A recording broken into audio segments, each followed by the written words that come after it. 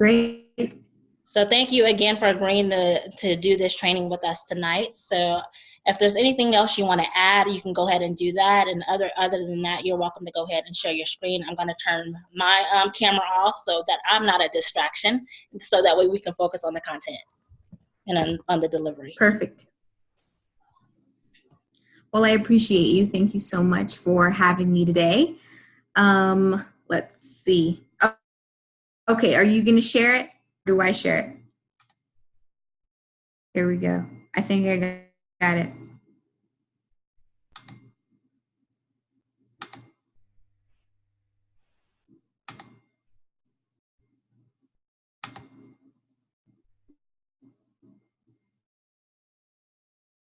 Okay, can everybody see? Yes, it's perfect.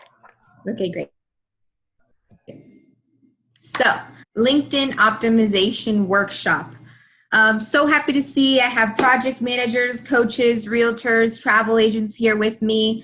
We have about 30 minutes where we're going to talk about best practices, profile tips, hashtags, what are different things, questions you might have, content that would be good to use, and that really create engagement. So I'm looking forward to our session today. So first, I'm going to start off with why LinkedIn.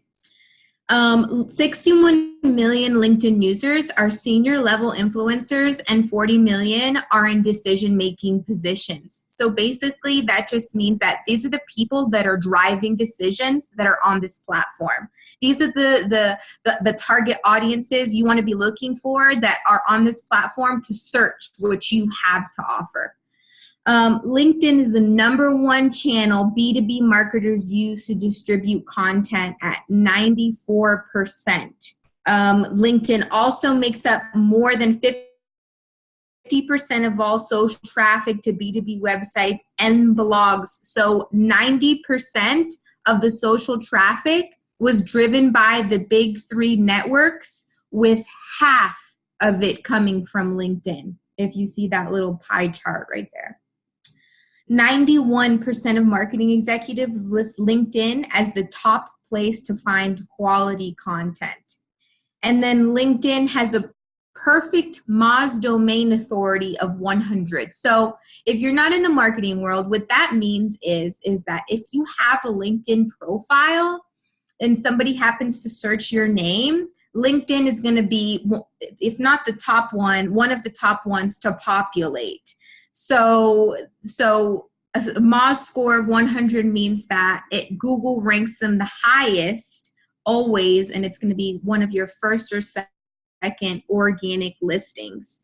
So if you want to get out there, if you want your business to get out there, having a LinkedIn presence and profile is going to get you definitely hitting that full first page of the Google search. And then lastly, LinkedIn generates 3 times more conversions than Twitter and Facebook. So let's talk about the agenda. We're going to talk about some best practices, the algorithm, using hashtags, making content that gets results, networking with LinkedIn, and then we're going to end off with some questions. So remember to take some good notes with this one.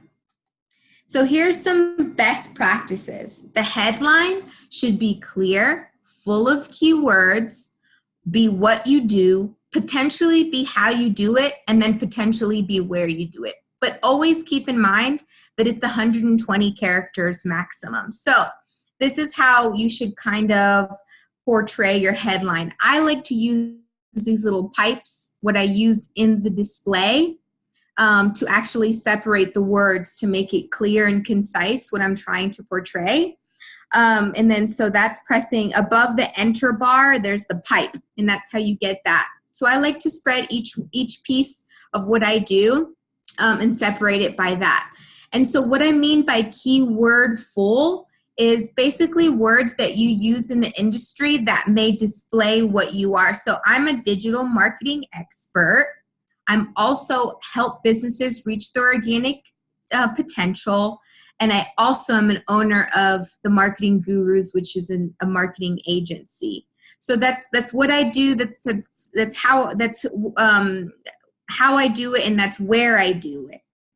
But what you want to think about in this case is search engine optimization. So when I say keyword full, that's what that means in this case. So the keywords that you want people to search for, that you would populate with, are going to be the first keywords that you want in your headline. So it goes in order.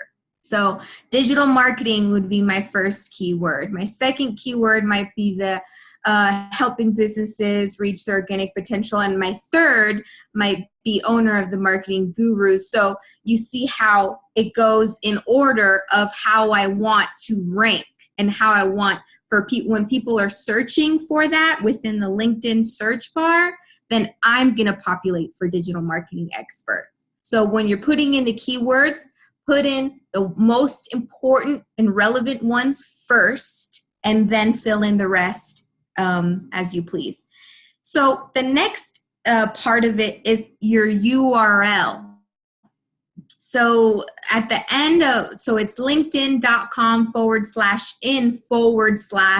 that is your name. So I changed mine to T Marketing Guru. When you're on your profile, when you press view profile, on your right side, you're able to see edit public profile. At that point, you can edit your actual URL. You can say LaKeisha Hankins. You could say Talia Meija. You could say marketing expert. You can say whatever you want within that URL. And then I always say, make sure that your privacy is set to public if your intent is for people to search for you. Now, I can't tell you how many times I've seen and gone through audits and people are wondering why they aren't seeing results and their profile is set to private. That's the key. Very easy thing to fix. So I would certainly look at that. The third thing is your profile picture. So first off is having one. I've seen a lot of people not have one. So have one, make it bright, full face above the shoulders. A lot of people are doing creative versions now. So kind of on the side, looking up, looking down, that's perfectly fine, but make sure it captures your full face. And then also make it recent. I see a lot of older pictures, and then if you ever meet with this person, they might not know exactly what you look like at the moment. So I would always suggest recent. And then the dimensions for this are 400 by 400 pixels, and at least, so that's a greater than 200 DPI. So what that means is that it needs to be high resolution. Because a blurry picture kind of seems like not as professional. So I would suggest if you're doing brand headshots or something, you make sure, hey, I need these pictures over 200 DPI. And then the fourth aspect is going to be your cover photo. So a lot of people ask me, okay, what do I put on this cover photo? I don't really know. I don't necessarily have a business, but I'm more freelancer, so I would suggest, because I actually did my cover photo before I started my business, but this is a tagline that just stood out to me that I believed in regardless of if I was going to go through with my business or not. It was helping your businesses reach your organic potential. So that represented me. That was my tagline. So it was something simple that I put there with a nice picture in the background. That just represents my brand and myself. A lot of people, which I think is really cool, is they use their profile picture box to their advantage. So let's say someone in an animation or a realtor or a travel agent might take that profile box in the left-hand corner and you do a little animation that might work with it. Like I've seen someone walking down, the steps or making it really cool. I made mine in Canva, free, 100% free, canva.com. It's absolutely incredible.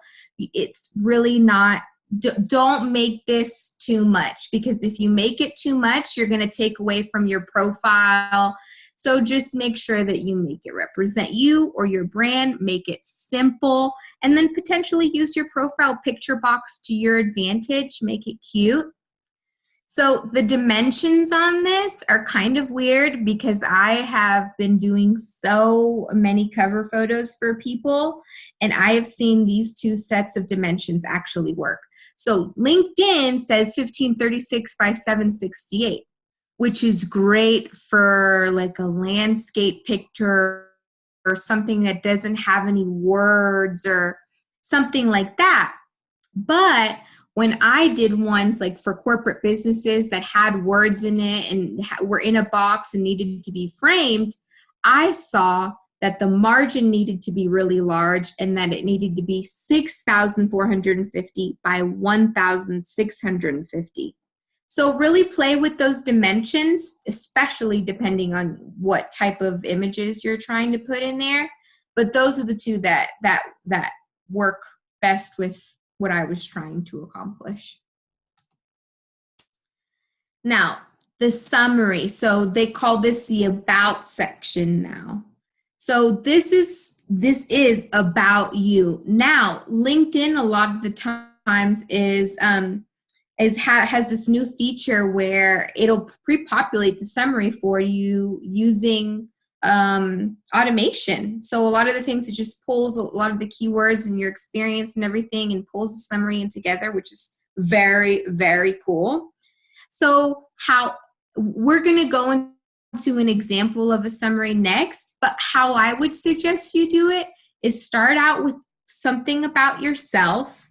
Like I start out with, I am a digital marketing expert, I do da-da-da-da-da, and then break it up. So there's a heading underneath about my accomplishments, some of the best things that I have achieved, some of the KPIs, key performance indicators that I've produced.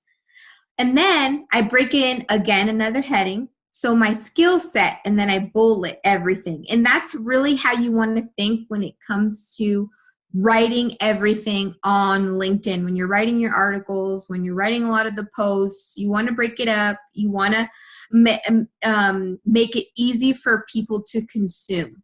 So, okay, so your accomplishments, your skill set, make it readable, potentially link your portfolio. Now, these keywords, they need to be everywhere. So what I mean is keywords that people are using within the industry. You use these throughout your summary. So one thing that I actually do to find keywords is I go, just one small tactic, which is very cool. I go to a job description of what I would be, so a digital marketing manager, and then they have skills in the job description in LinkedIn, bullets, little circle checkmark bullets. It's a little section called How I Match. And those are all the skills that recruiters put in there to be able to link the best candidates to their position. So very cool. When you use those keywords, let's say, hey, you had content marketing, but maybe they had content writing, okay? So then you switch that up. You will see that little bubble populate and you will see it turn blue because at that point, it is feeding into and connecting the keywords that you're using in your profile with that job description.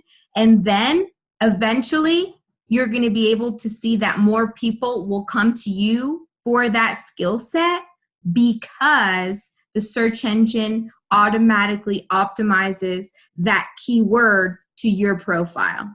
So you can do it, you can try it, you will literally see a little bubble populate once you put that keyword in your summary. That's first action point when you're redoing your summary. That's the first thing that I would try. It's very awesome to see in real life. And so that's what I do. And then remember that your summary is 1,000 characters maximum. So have it pretty long, but not too long to where you're losing your readers. Skills. So those are the industry keywords we were talking about in your skills section. And a lot of times how I get people to endorse me for skills is to endorse them for skills. Give to get. And that's the best way I've been able to do it.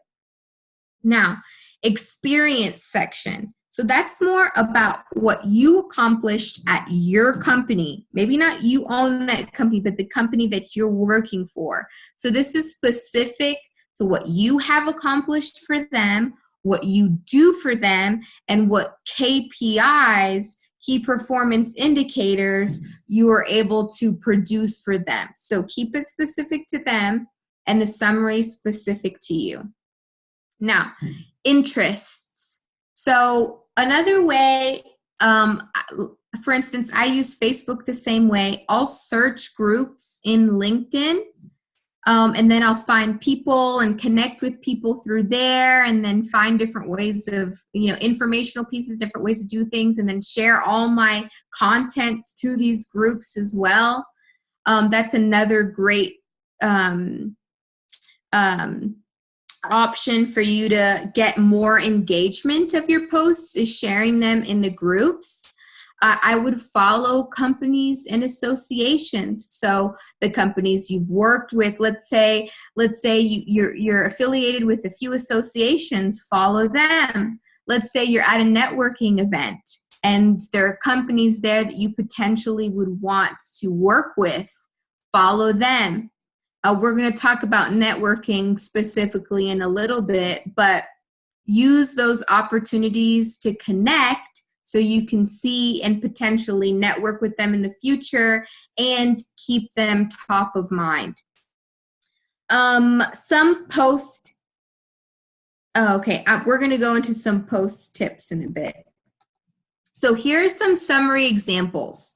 Okay, so this one isn't necessarily an ideal example for you to, to replicate the whole thing. This is actually more of a summary example that shows you how much you can break each piece apart, right? So you can add emojis and icons. You can just make it pretty, but you see how everything is broken up into recognition, expertise, mission, how can I help you, passion. So this is a little bit too much in my opinion, but I really loved how they broke it up. For me, I have a little bit about me. I have my recent accomplishments. I have my skill set. And then I have, should we connect? Because I want to make sure that everyone I'm talking to is going to be someone that is going to be lucrative from my efforts. Now, using hashtags. I know LinkedIn, this is a new thing for LinkedIn. They're really, you can leverage, if you know how to use them correctly, you can really leverage a lot with using the hashtags. So you can follow a lot of the hashtags. And so how you can see how many people follow those hashtags to see if they would be lucrative for you is you just press on it. You either press on it on anyone's posts, or you can go in the search bar at the top of LinkedIn. You can put hashtag and whatever keyword you're wanting to search for, and that will give you the number of followers that keyword has, so you can see if that's a lucrative keyword. So for example, maybe a realtor, I would maybe search for the hashtag house hunting and see if that's lucrative, or something within the cycle of a realtor before they actually have the realtor that you might want to follow people that are at this part in your operational cycle. Because you will see the content of people using those hashtags once you follow them. So when people follow hashtags, they don't need to be friends with you to see the posts that are associated with the hashtags that you create in a post. They'll have hashtags they follow, and that content goes through their newsfeed. So just by using that hashtag, you can get in their newsfeed, but just because they followed the hashtag. Let's see. Yeah, and that's it for hashtags. Now, the formula behind the platform. So the algorithm and how it works. Content ratings with LinkedIn in 2019. A like is 1 score point. A comment is 10 score point. And a share is 100 score points. So of course we want shares. Now, how to get more shares. We want lots of content. We want organic, original content, because that's what's going to get the most shares. We're going to talk about content types in a bit, but as you can see, 1 share is equal to 100 likes. So that's the key, is getting people to share your content. Now, phase 1. When published, LinkedIn sends your post to a small random collection of your first connections. So here your post is displayed temporarily to determine a good response ratio. Phase 2, the bot sends your post in the next 9 hours to second connections. And then phase 3, the bot takes it to third connections after review at headquarters 24 to 36 hours later. So this is the content that gets results. Short and informational videos. For instance, on my Marketing Guru Facebook and LinkedIn and Instagram, I do short informational videos on Thursdays called #Marketing in the Garden. So basically what that is that I give a tip or a how-to for about a minute or two of a video every single Thursday. So it's very consistent, it's short, it's informative, it creates high engagement. Number 2, our how-to and list posts, they perform the best on LinkedIn. So let's say you're writing an article and you're saying, let's say, to give an example, top ways to get engagement on social media. So then that's going to be lists, that's going to be broken up, that's going to be, or 3 free SEO tools to get your website on the first page of Google. So another like how to lists in there, people, again, it's breaking the content up. And then one thing that's unique to LinkedIn is that long form content gets the most shares on LinkedIn. So what that means is that when you're writing articles and you want to share your article and you write a long form, meaning over 500 words, then, and you break it up, of course, potentially bullets like we talk about, headings and everything, that's going to get the most shares on LinkedIn coincidentally. And then, like we talked about, posts split into 5, 7, or 9 headings perform the best. And then articles with titles between 40 and 49 characters perform the best on LinkedIn. So when you take all these into consideration, you will not have a problem getting great engagement on LinkedIn. LinkedIn's organic engagement right at this moment is the same as Facebook's 3 to 5 years ago. Take advantage of it. It is there. Now we're going to talk about networking. So I have used this method many times while networking, and I've taught people something. I have connected with them. I have become top of mind. I have built relationships. It's very simple. It's a new-ish feature to the LinkedIn app. If you want, you can open up your phone. If you open up your phone and you open up the app and you go to the search bar at the top and you see the 3 squares and an X. You click on that within the search bar. Now that's your LinkedIn code, your scanner, and your code. So when you're networking with someone and you're at an event, teach them something new. Let them know that they have that, scan it, connect with them, stay top of mind. They will be very impressed. I actually got a job offer one time from that. But it always helps and makes things easier. Because, for example, if you're talking to John Smith and you're searching for John Smith and you're not using the scanner, there's probably at least 2 million John Smiths within the LinkedIn network. So scanning this makes it very easy. Now, I will open it up to questions, and then I'll leave this here for anybody that wants to contact me. There's my email, there's my Instagram, there's my Facebook, there's my LinkedIn, and there's my website.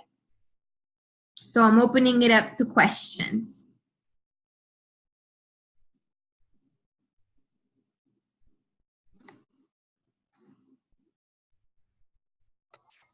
Okay, so that was definitely very thorough. Let's see if I'm trying to see if we have anything in the chat. Stephanie said, thank you so much for the training. She loved it. And guys, also in the mastermind, I'll send out an email, or I'll also post it in the group. There's a couple of survey questions as well that I would love you guys to answer for Talia. And if you guys have a testimony or any other feedback, you know, I can send her a couple of written testimonials. That would be great. So Talia, before I forget, I did have my 2 questions that popped up. Okay. Do you have advice for those who are transitioning, like possibly from like their 9 to 5 on, you know, how to do that, I guess, along with their, if their 9 to 5 is like something in a whole different area? Right. Exactly. Now that's what I started doing. I recently went through that transition as well. So it's something like, I felt that brand, that tagline, helping businesses reach their organic potential, was something that it helped, I just did in general. That was a part of me. That's not just what I do, but it's what I want to help people to do, regardless of if that's my job or not.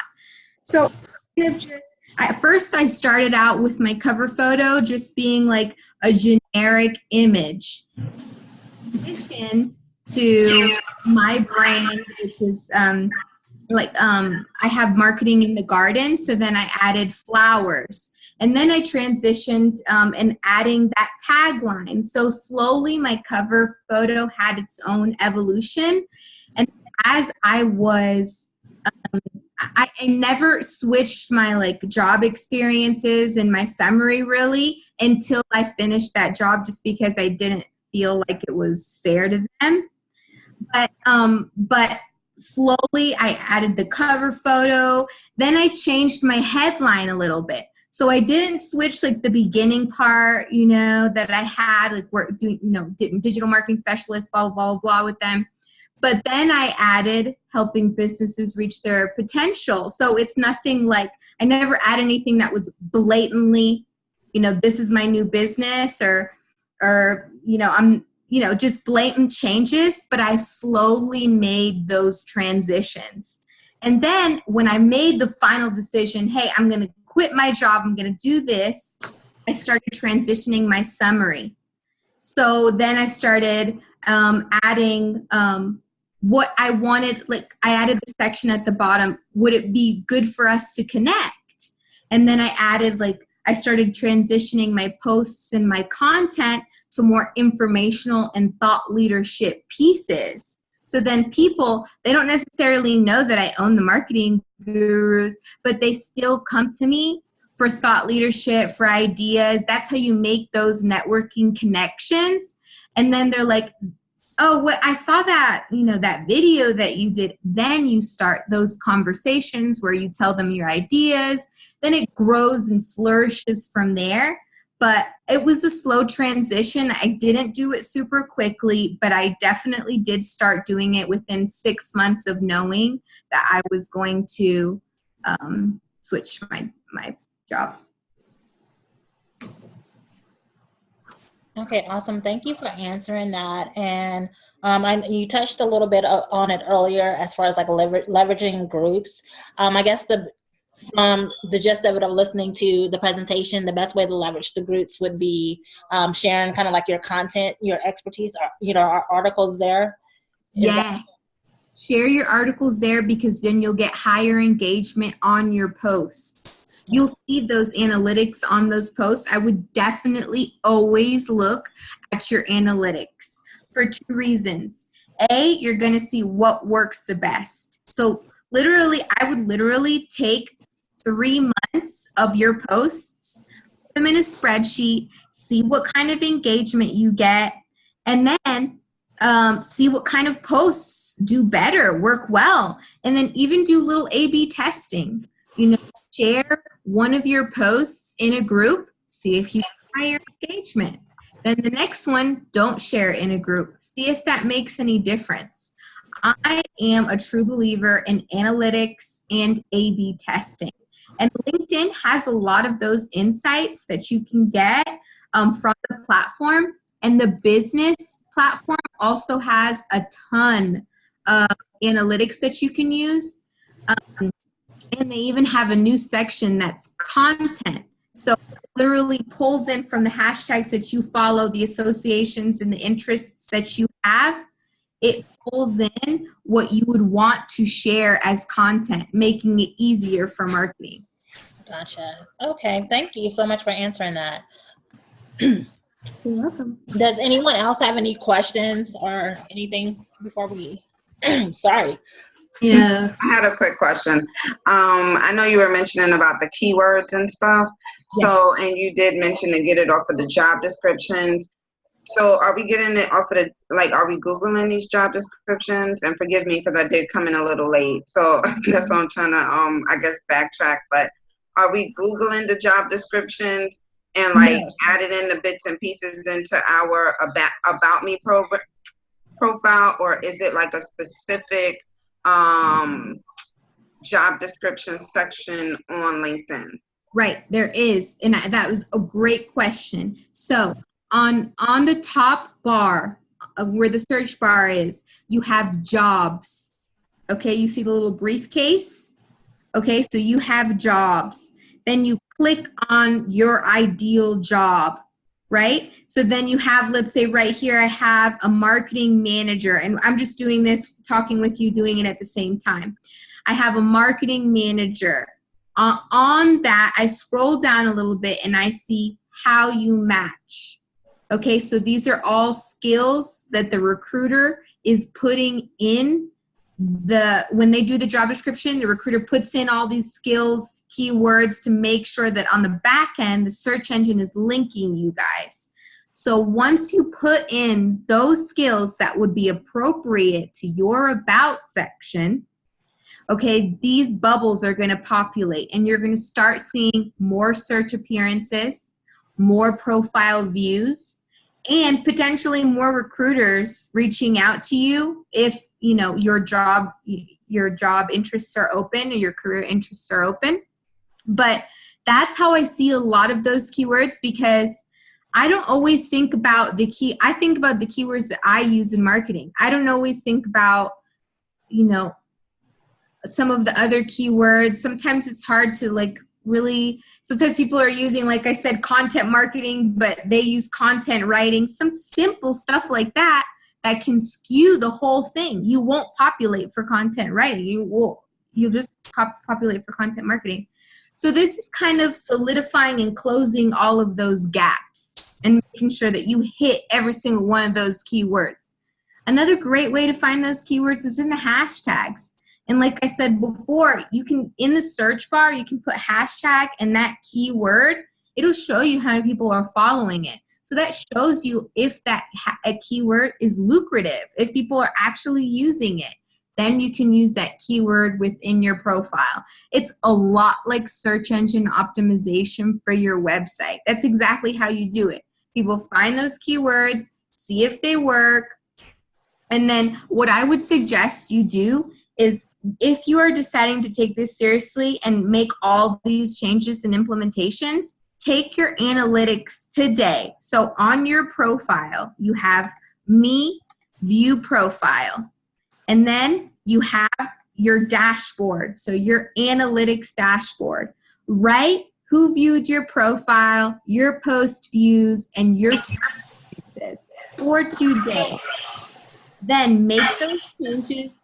Once you make those changes, give it a week or two and I want you to look at that dashboard and you tell me how much more it has skyrocketed. If you take all of these things into consideration, I promise you.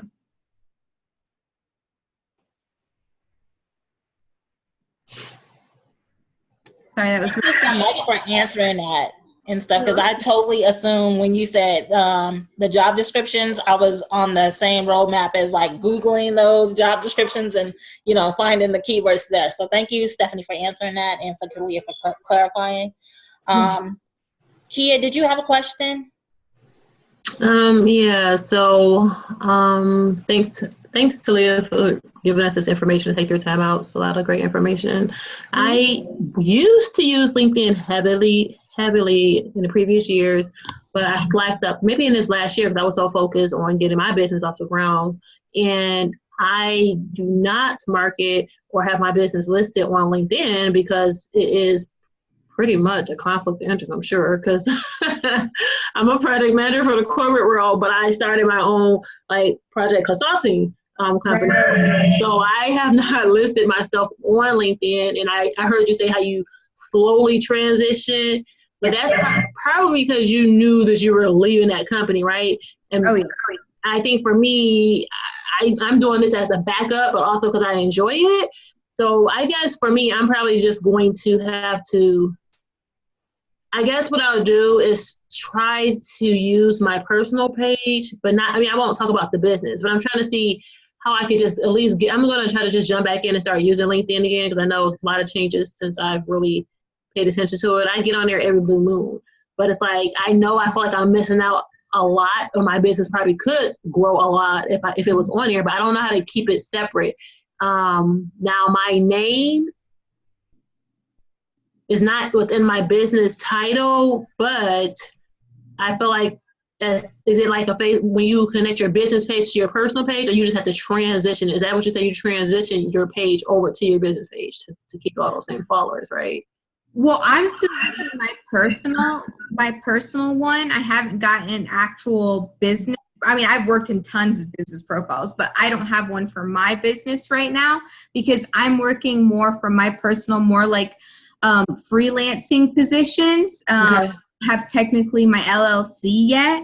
So that's kind of because, you know, it's still a transition. But what I would suggest you do is I would suggest you start posting posts, thought leadership posts about your side business. So like tips about like, you know, what is it, what did you say it was? You're a project manager, but your side business?